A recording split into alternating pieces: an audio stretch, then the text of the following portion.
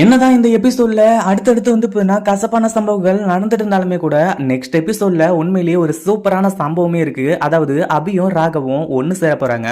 அதாவது மனசளவுல மட்டும் இல்லாம உடம்பளவுலயும் வந்து ஒன்னு சேர்ந்தா ரொம்பவே நல்லா இருக்கும் அப்படின்னு சொல்லிட்டு வந்து நினைக்கிறவங்க மறக்காம கீழே நம்ம அபிகாவுக்கும் ராகவுக்காகவும் வந்து ஒரு ரெட் கலர் ஆர்ட்டையும் ஒரு கிரீன் கலர் ஆர்ட்டையும் வந்து கமெண்ட் பண்ணுங்க. அப்பதான் எத்தனை பேரு நம்ம அபியும் ராகவும் சீக்கிரமா ஒன்னு சேர்ந்து ஒரு குழந்தைய பெத்துக்கணும் அப்படின்னு சொல்லிட்டு வந்து நினைக்கிறீங்க அப்படின்றது தெரியும். அதாவது இப்போ இந்த முரளிகிருஷ்ணன் மேல சரியான கோவத்துல இருந்துட்டு இருந்தாங்க.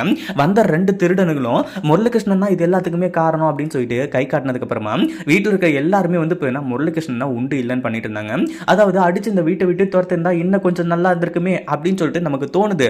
பட் இருந்தாலும் என்ன பண்றது, இதையே வந்து நம்ம அபியோ இல்ல ராகவோ இல்ல மத்த யாராச்சும் பண்ணியிருந்தாங்கன்னு வைங்களேன், இந்நேரத்துக்கு போலீஸ் ஸ்டேஷன் கோர்ட்டு கேஸ்ன்னு ஓடி இருப்பாங்க.